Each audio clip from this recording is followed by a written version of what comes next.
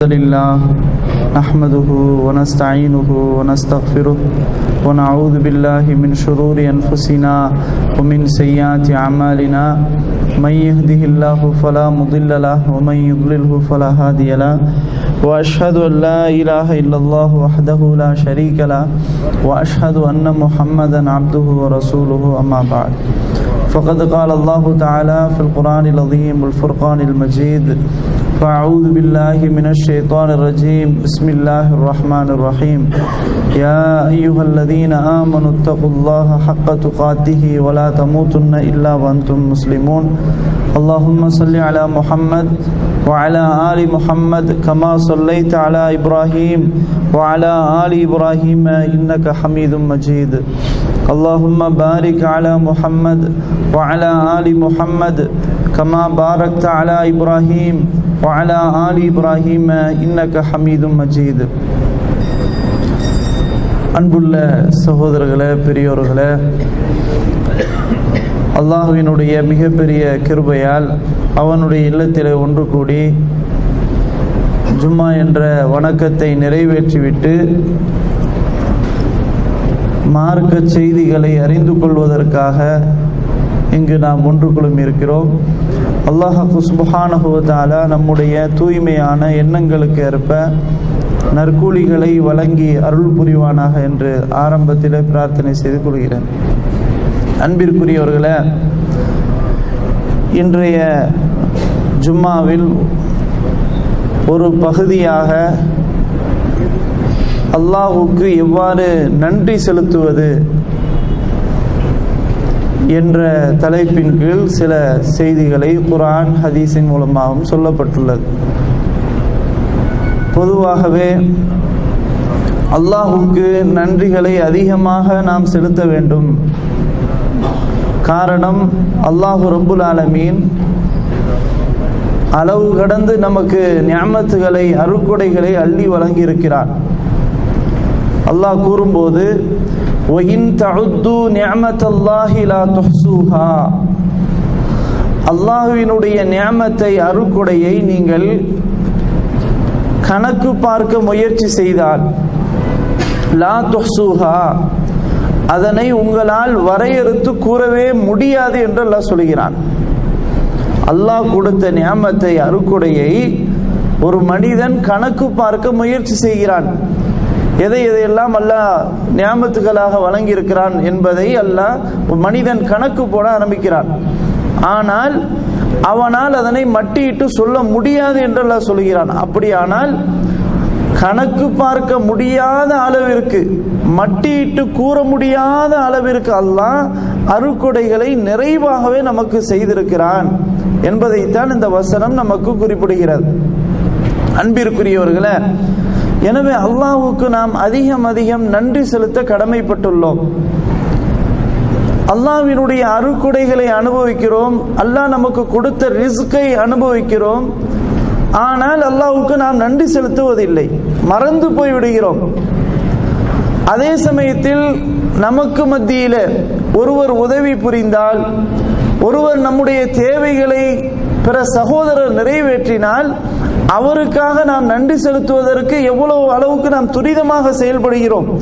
ஒரு சின்ன உதவியை ஒரு பிற சகோதரர் நமக்காக செய்தால் அதற்கு அவர் எவ்வளவு அளவுக்கு நமக்கு உதவி செய்தாரோ அதை விட கூடுதலாக நாம் செய்ய வேண்டும் என்று மட்டுமல்லாமல் அவருக்கு நாம் நன்றியும் செலுத்துகிறோம். ஆனால் படைத்த ரப்புல் ஆலமீன் எத்தனையோ நியாமத்துகளை நமக்கு கொடுத்திருக்கிறான், செய்திருக்கிறான். ஆனால் அத்தனை நியாமத்துகளுக்கும் நாம் அல்லாஹ்விடத்தில் நன்றி செலுத்துகிறோமா அல்லாஹ்வுக்கு என்றால் நிச்சயமாக இல்லை என்றுதான் சொல்ல முடியும். எனவே அன்பிற்குரியவர்களே, அல்லாஹ்வுக்கு நன்றி செலுத்த நாம் கடமைப்பட்டிருக்கிறோம். அல்லாஹ் சுப்ஹானஹு வ தஆலா அதை எப்படியெல்லாம் குறிப்பிடுகிறான் என்று பாருங்கள். ரசூல் ஸல்லல்லாஹு அலைஹி வஸல்லம் அவர்களை பார்த்து அல்லாஹ் சொல்கிறான், நபியே, நீங்கள் எனக்கு இணை கற்பித்தாலும் உங்களுடைய நல்லறங்கள் எல்லாம் அழிந்து போய்விடும். நீங்கள் எனக்கு இணை கற்பித்தாலும் உங்களுடைய நல்லறங்கள், நல்ல காரியங்கள், நன்மையான காரியங்கள் இவற்றையெல்லாம் அது அழிந்துவிடும் அப்படின்னு ரசூல் ஸல்லல்லாஹு அலைஹி வஸல்லம் அவர்களை பார்த்து அல்லாஹ் சொல்லிவிட்டு சொல்கிறான், பலில்லாஹ ஃபஅபுது வ கும் மினஷ் ஷாக்கிரீன். மாறாக நபியே, நீங்கள் என்னை வணங்குங்கள், நன்றி செலுத்துபவர்களில் ஒருவனாக நீங்கள் இருங்கள் அப்படின்னு அல்லாஹ் சுப்ஹானஹு தஆலா ரசூலுல்லாஹி ஸல்லல்லாஹு அலைஹி வஸல்லம் அவர்களை பார்த்து சொல்கிறார். இப்போ என்னை நீங்கள் வணங்குங்கள், வணங்குவதோடு மட்டுமல்லாமல் நன்றி செலுத்துபவர்களில் ஒருவராக நீங்கள் இருங்கள் என்று அல்லாஹ் சுப்ஹானஹு வ தஆலா சொல்கிறான் என்றால், அப்ப அல்லாஹ்வுக்கு நாம் நன்றி செலுத்த வேண்டும் என்பதிலே இந்த வசனம் நமக்கு உணர்த்துகிறது. அடுத்ததாக அன்பிற்குரியவர்களே, ஒரு மூமின் அவனுக்கு எந்த சூழ்நிலை ஏற்பட்டாலும், இன்பம் ஏற்பட்டாலும் துன்பம் ஏற்பட்டாலும், அவனுக்கு நியாமத்துகள் வந்தாலும் அல்லது அதற்கு மாற்றமாக சோதனைகள் வந்தாலும் அவன் இறைவனுக்கு நன்றி செலுத்துவான். ரசூலுல்லாஹி ஸல்லல்லாஹு அலைஹி வஸல்லம் அவர்கள் சொன்னார்கள், அஜபல் லி அம்ரில் முஃமின், மூமினுடைய காரியம் ஆச்சரியமாக இருக்கிறது. ஒரு மூமினுடைய விஷயம் ஆச்சரியமாக இருக்கிறது. என்ன ஆச்சரியம்? இன்ன அம்ரஹு குல்லஹு கைர், அவனுடைய எல்லா காரியமும் சிறந்ததாகத்தான் முடிகிறது. அவனுடைய எல்லா காரியமும் அது கைராக சிறந்ததாகத்தான் முடிகிறது என்று ரசூலுல்லாஹி ஸல்லல்லாஹு அலைஹி வஸல்லம் அவர்கள் சொல்லிவிட்டு சொன்னார்கள், வலைஸ ஸாலிக லிஅஹதின் இல்லா லில் முஃமின். ஆனால் இந்த பாக்கியம் இருக்குதே, எந்த பாக்கியம்? எது நடந்தாலும் அது கைர் தான், சிறந்ததுதான் என்ற அந்த பாக்கியம் இருக்குது அல்லவா, இது மூமினுக்கு மட்டும்தான் கிடைத்த ஒரு பாக்கியம், வேற யாருக்கு இது கிடைக்காது. மூமின் அல்லாதவர்களுக்கு இப்படிப்பட்ட ஒரு நம்பிக்கை வராது. இந்த கைரு எது நடந்தாலும் அது அல்லாஹ்வின் புறத்திலிருந்தான் ஏற்படுகிறது என்ற அந்த எண்ணம் மூமினுக்கு மட்டும்தான் அது அந்த பாக்கியம் இருக்குது, வேற யாருக்கும் இல்லை என்று ரசூலுல்லாஹி ஸல்லல்லாஹு அலைஹி வஸல்லம் சொன்னார். சொல்லிட்டு எப்படி தெரியுமா, இன் அஸாபத்துஹு ஸர்ராஉ ஷக்கர, அந்த மூமினுக்கு ஒரு மகிழ்ச்சிகரமான ஒன்று ஏற்பட்டால், அவனுக்கு இன்பம் ஏற்பட்டால் அவன் அல்லாஹ்வுக்கு நன்றி செலுத்துவான். ஷக்கர ஃபகான கைரல் லஹு, அது அவனுக்கு சிறந்ததாகவே வந்து முடியும். இன் அஸாபத்துஹு ஸர்ராஉ, அவனுக்கு ஒரு சோதனை ஏற்பட்டால், ஒரு கஷ்டம் அவனுக்கு அந்த மூமினுக்கு வறுமையானால், சபர, அவன் பொறுமையாக இருப்பான். ஃபகான கைரல் லஹு, இதுவும் அவனுக்கு கைராகத்தான் வந்து முடியும் என்று ரசூலுல்லாஹி ஸல்லல்லாஹு அலைஹி வஸல்லம் சொல்றாங்க. சஹீஹ் முஸ்லிம்ல பதிவு செய்யப்பட்டுள்ள ஹதீஸ், சுஹைப் ரலியல்லாஹு அன்ஹு அவர்கள் அறிவிக்கிறாங்க. இது மிக முக்கியமான ஹதீஸ் சகோதரர்களே. ஒரு மூமினுக்கு இன்பம் ஏற்பட்டாலும் கஷ்டம் ஏற்பட்டாலும் அது அவன் அல்லாஹ்வின் புறத்திலிருந்தான் நமக்கு வருகிறது, ஏற்படுகிறது என்று எண்ண வேண்டும்.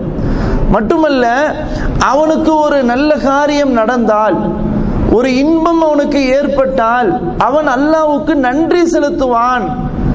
அதே சமயத்தில் அவனுக்கு ஒரு சோதனை வந்து விடுமையானால் பொறுமையை கையாளுவான். அவன் அல்லாஹ்வை திட்டமாட்டான், அதே போன்று அல்லாஹ்வை மறந்து பேச மாட்டான். அவன் ஆகிரத்தை, மறுமை நாளை நம்பிக்கை கொண்டுள்ளவன், அவன் பொறுமையாக இருப்பான். இந்த சோதனை அல்லாஹ்வின் புறத்திலிருந்தான் நமக்கு ஏற்பட்டுள்ளது என்பதை அவன் உணர்ந்து கொள்வான். இந்த ஒரு பாக்கியம் மூமினை தவிர வேற யாருக்கும் உலகத்துல கிடைக்காது என்று ரசூலுல்லாஹி ஸல்லல்லாஹு அலைஹி வஸல்லம் சொல்றான். பாருங்க, ஒரு சோதனை ஏற்பட்டா அவன் அல்லாஹ்வை மறந்துட்டேன்னு சொன்னா அவன் என்ன வேண்டாலும் செய்வான். தற்கொலை செய்வான், தன்னைத்தானே மாய்த்து கொள்வான். அதே மாதிரி என்ன வழிகள், தவறான வழிகள் இருக்கின்றனவோ அவற்றையெல்லாம் மேற்கொள்வான். ஆனால் ஒரு மூமினாக இருக்கக்கூடியவன், இறை நம்பிக்கையாளன், அவன் எப்படி இருப்பான்? பொறுமையை கையாளுவான். இது அல்லாஹ் நமக்கு கொடுத்திருக்கிற ஒரு சோதனை என்று அவன் நினைப்பான் என ரசூலுல்லாஹி ஸல்லல்லாஹு அலைஹி வஸல்லம் அவங்க சொல்றாங்க. அப்ப அன்பிற்குரியவர்களே, நமக்கு என்னதெல்லாம் மகிழ்ச்சியான ஒன்று, ஒரு செய்தி நமக்கு கிடைக்கிறதோ, ஒரு இன்பத்தை நாம் அனுபவிக்கிறோமோ, அந்த நேரத்தில் அல்லாஹ்வுக்கு அதிகம் அதிகம் நாம் நன்றி செலுத்த வேண்டும். அதைத்தான் ரசூலுல்லாஹி ஸல்லல்லாஹு அலைஹி வஸல்லம் சொல்றாங்க. அப்ப நன்றி செலுத்துறதுன்னா எப்படி நன்றி செலுத்துறது? அல்ஹம்துலில்லாஹ், அவ்வளவுதான், ஒரு வார்த்தை தான். எல்லா புகழும் அல்லாஹ்வுக்கே. எந்த சூழ்நிலையிலும் சரி, நமக்கு எதெல்லாம் அல்லாஹ் நியாமத்துகளாக தந்திருக்கிறானோ அந்த நேரங்கள் எல்லாம் அல்ஹம்துலில்லாஹ், எல்லா புகழும் அல்லாஹ்வுக்கே, அல்லாஹ்வின் புறத்திலிருந்து தான் நமக்கு இது கிடைத்திருக்கிறது என்பதை உளப்பூர்வமாக ஒரு மூமின் நம்பிக்கை கொண்டு அல்லாஹ்வுக்கு நன்றி செலுத்த வேண்டும். அதே சமயத்தில் சோதனை வரும்போது தோண்டு போய்விடக்கூடாது, கவலைப்பட்டு விடக்கூடாது. வருத்தம் அடைந்து விடக்கூடாது. இந்த சோதனை அல்லாஹ்வின் புறத்திலிருந்து வந்திருக்கிறது, எனவே அல்லாஹ் நம்மை சோதிக்கிறான், அல்லாஹ்வுக்காக நாம் பொறுமையை மேற்கொள்வோம் என்ற ஒரு முடிவுக்கு மூமின் வர வேண்டும் என்பதை அற்புதமாக ரசூலுல்லாஹி ஸல்லல்லாஹு அலைஹி வஸல்லம் அவர்கள் சொல்லிட்டு எப்படி சொல்றாங்க ஆரம்பிக்கும் போதே, ஒரு மூமினுடைய விஷயம் ரொம்ப ஆச்சரியமாக இருக்கிறது. அஜபல் அம்ரில் மூமின், மூமினுடைய காரியம் ரொம்ப ஆச்சரியமா இருக்கு. இன்பம் வந்தால் அல்லாஹ்வுக்கு நன்றி செலுத்துகிறான், துன்பம் வந்தால் பொறுமையை மேற்கொள்கிறான். எனவே மூமினருடைய விஷயம் ஆச்சரியமாக இருக்கிறது என்று ரசூலுல்லாஹி ஸல்லல்லாஹு அலைஹி வஸல்லம் சொன்னாங்க. அப்போ இதுல இருந்து நமக்கு என்ன விளங்குகிறது என்றால், அல்லாஹ்வுக்கு நாம் அதிகம் அதிகம் நன்றி செலுத்த வேண்டும் என்பதுதான் இந்த ஹதீஸ் நபி மொழி நமக்கு உணர்த்துகிறது. அடுத்ததாக, நன்றி செலுத்துவது என்பது என்ன காரணம்? அல்லாஹ்வுடைய நியாமத்துகளை நினைத்து பார்ப்பதற்கு ஒரு வசதியாக இருக்கும். அல்லாஹ் கொடுத்த நியாமத் அருக்கொடைகளை கொஞ்சம் எண்ணி பார்க்கலாம், இதெல்லாம் அல்லாஹ் கொடுத்திருக்கிறான் அப்படின்றத நமக்கு உணர்ந்து கொள்ள முடியும். ஒன்று. இரண்டாவது, இது நமக்கு மார்க்கமும் வலியுறுத்துகிறது. நன்றி செலுத்துவதை மார்க்கம் வலியுறுத்துகிறது. எப்படி தெரியுமா? அல்லாஹ் சுப்ஹானஹு தஆலா சொல்கிறான், வஷ்குரு நிஅமத்தல்லாஹி இன் குன்தும் இய்யாஹு தஅபுதூன். அல்லாஹ்வுடைய நியாமத்துக்காக நீங்கள் நன்றி செலுத்துங்கள், அல்லாஹ்வுக்கு ஷுக்ர் செய்யுங்கள், நீங்கள் என்னை வணங்குபவர்களாக இருந்தால். எப்படி அல்லாஹ் சொல்கிறான்? நீங்க அல்லாஹ்வுடைய நியாமத்துக்காக நன்றி செலுத்துங்கள், நீங்கள் என்னை வணங்குபவர்களாக இருந்தால். அல்லாஹ்வை நம்ம வணங்குறதாக இருந்தா அல்லாஹ்வுடைய நியாமத்துக்காக நன்றி செலுத்தணும். அது அல்லாஹ் எதோட ஜாயின் பண்றான்னு பாருங்க. அவனை நம்ம வணக்கம் செய்யறதாக இருந்தா, அவனுக்காக நம்ம வணக்கம் புரிவதாக இருந்தா நன்றி செலுத்தணும். அப்ப நன்றி செலுத்துவது ஒரு இபாதத்தாக போய்விடுகிறது. அல்லாஹ்வுடைய ஒரு வணக்கங்கள் ஒரு வணக்கமாக அது போய்விடுகிறது இல்லையா? அப்போ நம்ம அல்லாஹ்வை வணங்குவதாக இருந்தால் அல்லாஹ்வுக்கு அதிகம் அதிகம் நாம் நன்றி செலுத்த வேண்டும். வணக்கம் செய்து உபரியான வணக்கங்களை மேற்கொண்டு அல்லாஹ்வுக்கு நன்றி செலுத்த கடமைப்பட்டிருக்கிறோம். அன்பிற்குரியவர்களே, இந்த நன்றி செலுத்துவது இருக்கு இல்லையா, இது 3 அடிப்படைகளில் அமைகின்றது. நன்றி செலுத்துவது என்பது 3 அடிப்படைகளில் அமைகிறது. என்ன? ஒன்று என்ன என்றால், தனது உள்ளத்தால் சாட்சி பகர வேண்டும். அல்லாஹ்வுடைய நியாமத்தை அனுபவிக்கும் போது உள்ளத்தால், கல்பால் சாட்சி சொல்ல வேண்டும், இது அல்லாஹ் நமக்கு கொடுத்திருக்கிறான், இந்த காசு இந்த பணம் அல்லாஹ் நமக்கு தந்திருக்கிறான், இந்த ஆரோக்கியம் இந்த வசதி அல்லாஹ் நமக்கு தந்திருக்கிறான் என்று உள்ளம் சாட்சி சொல்ல வேண்டும். இந்த மாதிரி சாட்சி சொல்லி அல்லாஹ்வுக்கு நன்றி செலுத்தணும் அப்படின்னு சொல்றாங்க. அதே போல அதுக்கு ஒரு ஆதாரமாக குர்ஆன்ல அல்லாஹ் சுப்ஹானஹு வ தஆலா சொல்கிறான், வமா பிகும் மின் நிஅமத்தின் ஃபமினல்லாஹ். உங்களுக்கு கிடைத்திருக்கிற அனைத்து நிஅமத்துகளும் அருட்கொடைகளும் அல்லாஹ்வின் மூலமாக கிடைத்துள்ளது. உங்களுக்கு கிடைத்திருக்கிற நிஅமத்துகள் அனைத்துமே அல்லாஹ்வின் புறத்திலிருந்து உங்களுக்கு கிடைத்துள்ளது அப்படின்னு அல்லாஹ் சுப்ஹானஹு வ தஆலா குர்ஆன்ல சொல்றான். அப்ப எந்த ஒரு நிஅமத்துகளா இருந்தாலும் அது அல்லாஹ்வின் புறத்திலிருந்து வந்துள்ளது என்பதை நம்முடைய உள்ளம் சாட்சி பகர்ந்து அல்லாஹ்வுக்கு நன்றி செலுத்தணும். இப்படி ஒரு முறை இருக்கிறது. அடுத்தது என்ன? தனது நாவால் அல்லாஹ்வை புகழ வேண்டும்.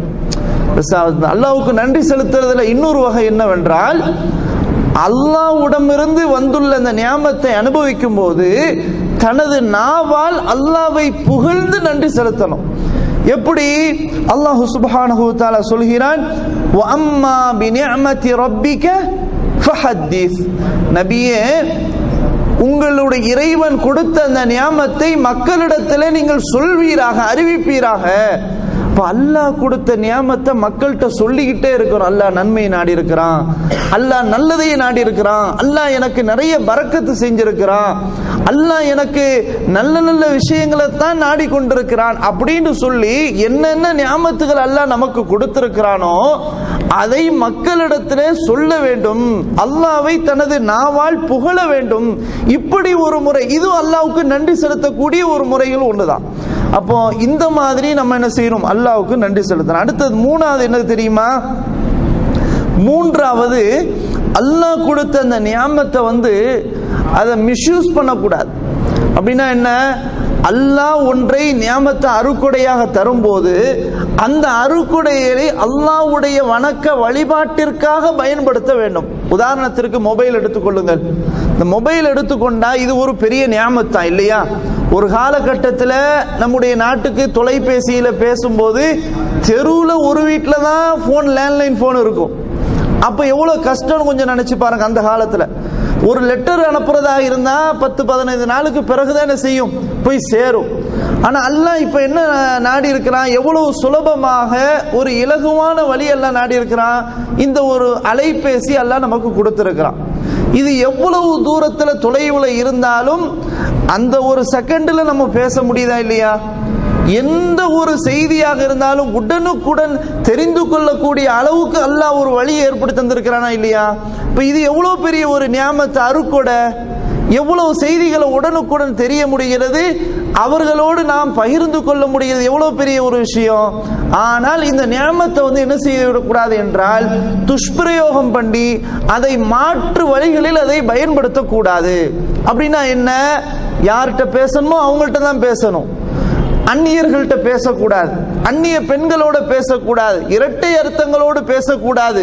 இன்னும் வேற என்னென்ன தவறான வழிகள் இந்த மொபைல்ல அலைபேசியில பயன்படுத்த முடியுமோ அதையெல்லாம் பயன்படுத்த கூடாது.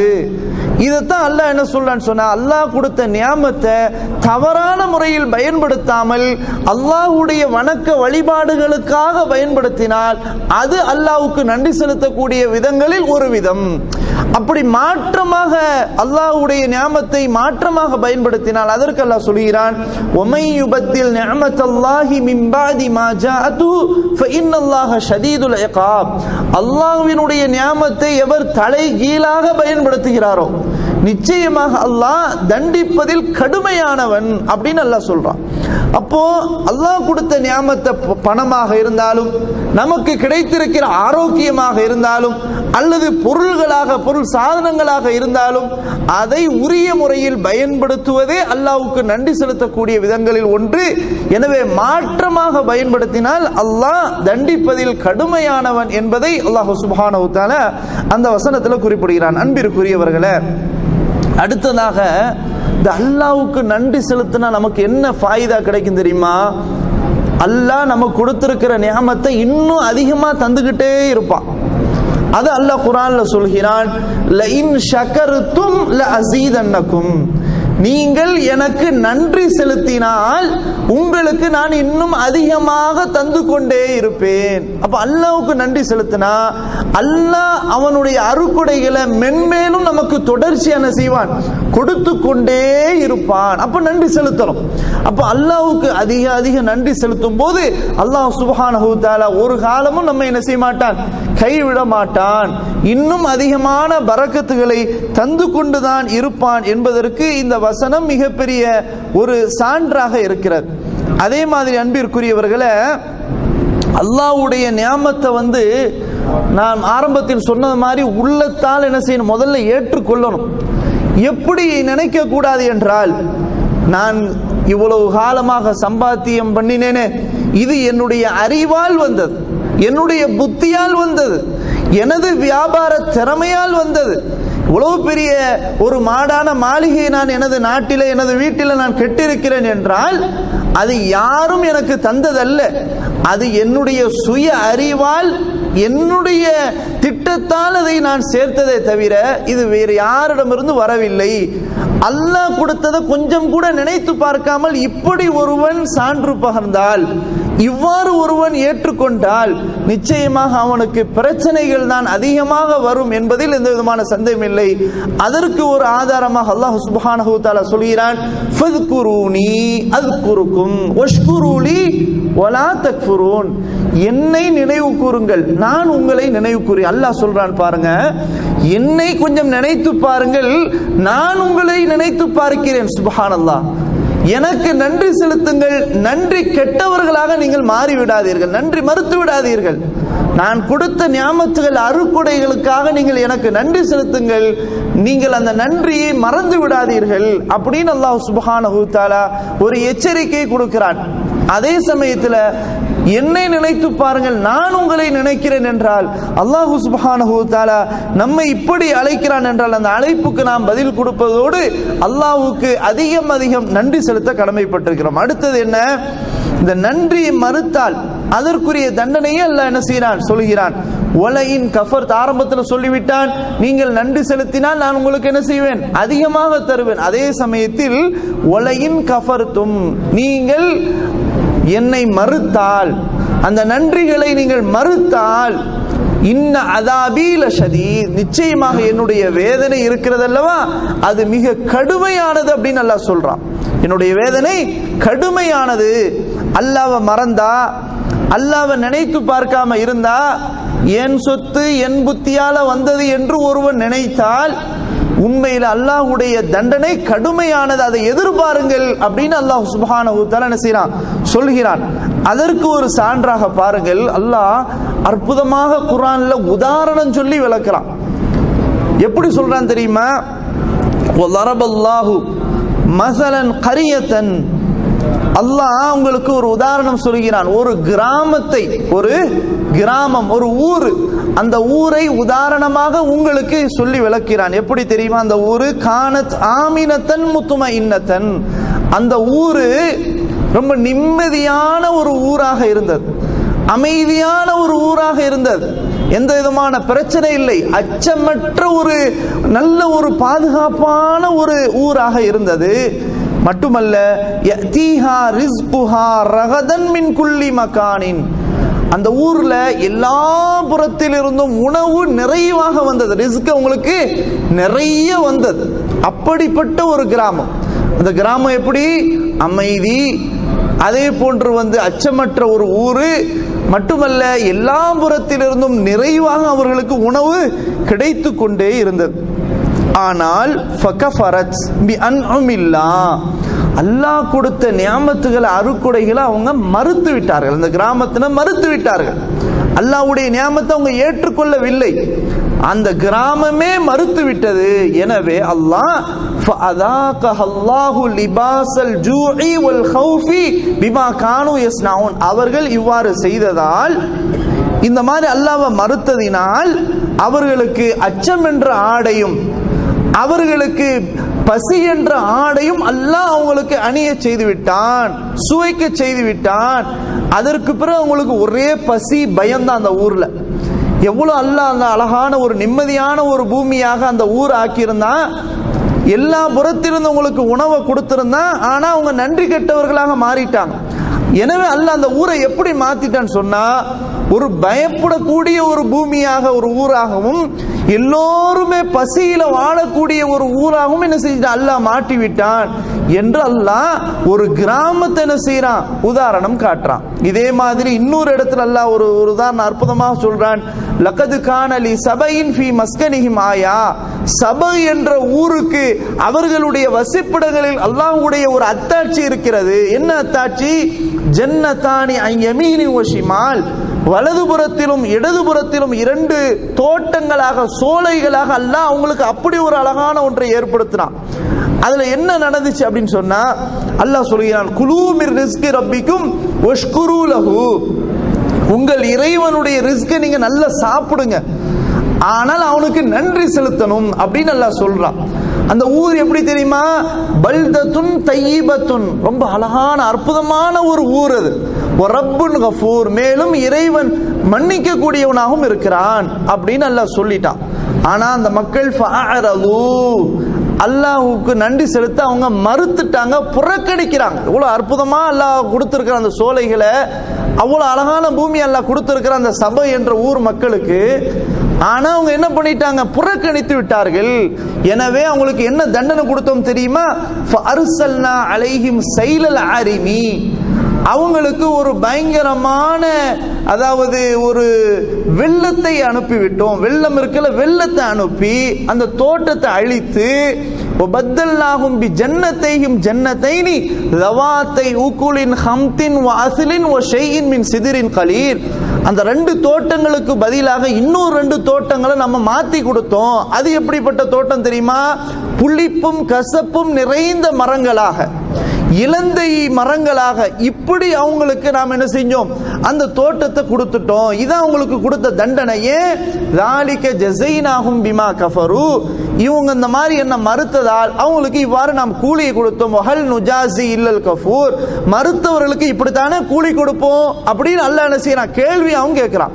அப்ப கொஞ்சம் நினைச்சு பாருங்க, அல்லாஹ்வுக்கு நம்ம நன்றி செலுத்தலன்னு வைங்க, அல்லாஹ்வை மறந்துட்டோன்னு வைங்க, அல்லாஹ்வை மறந்து நம்ம பேசுறோம்னு வைங்க, எந்த நியாமத்துகளா இருந்தாலும் அல்லாஹ் ஒரு நேரத்தில் என்ன செய்வான், கடுமையான முறையில் தண்டிப்பான், பரக்கத்தை அல்லாஹ் கொடுக்க மாட்டான். அப்படின்றதற்கு அல்லாஹ் சுப்ஹானஹு வ தஆலா குர்ஆன்ல இந்த 2 வசனங்களை நமக்கு மிகப்பெரிய போதுமான ஒரு சான்றாக இருக்கிறது. எனவே அன்பிற்குரியவர்களே, அல்லாஹ்வுக்கு அதிகம் அதிகம் நாம் நன்றி செலுத்த கடமைப்பட்டிருக்கிறோம். இறுதியாக ஒரே ஒரு வசனம் சொல்லி நான் முடித்து விடுகிறேன். மனிதர்களுக்கு அதிகமாக நம்ம நன்றி செலுத்தணும். மனிதர்கள் உதவி செய்யக்கூடியவர்கள், அவர்களுக்காக நாம் நன்றி செலுத்த கடமைப்பட்டிருக்கிறோம். அதிலும் குறிப்பாக முதன்மையாக யாருக்கு நம்ம நன்றி செலுத்தணும் அப்படின்னு பார்த்தா, அல்லாஹ் குர்ஆன்ல சொல்கிறான், பெற்றோர்களுக்கு, நம்மை பெற்றெடுத்து வளர்த்து கஷ்டப்பட்டு பெற்றெடுத்த தாய் தந்தை பெற்றோர்களுக்கு நாம நன்றி செலுத்தணும் அப்படின்னு அல்லாஹ் குர்ஆன்ல சொல்கிறான். எப்படி சொல்றான் பாருங்க, வவஸ்ஸைனல் இன்சான பிவாலிதைஹி, நாம் மனிதர்களுக்கு வசியத் செய்திருக்கிறோம். என்ன வசியத் தெரியுமா? என்ன உபதேசம் என்றால், அவர்களுடைய பெற்றோர்களை குறித்து நாம் உபதேசம் செய்திருக்கிறோம். அந்த பெற்றோர்கள் எப்படி தெரியுமா? ஹமலத்துஹு உம்முஹு வஹனன் அலா வஹனின், சிரமத்துக்கு மேல சிரமத்தை எடுத்து அந்த குழந்தையை பெற்றெடுத்திருக்கிறார்கள். சும்மா சாதாரண விஷயம் கிடையாது, ரொம்ப கஷ்டப்பட்டு பெற்றெடுத்திருக்கிறார்கள். அது மட்டுமா, ஒஃபிசாலுஹு ஆமைனி, அந்த பிள்ளைக்காக குழந்தைக்காக 2 வருடங்கள் பாலூட்டி இருக்கிறார்கள்.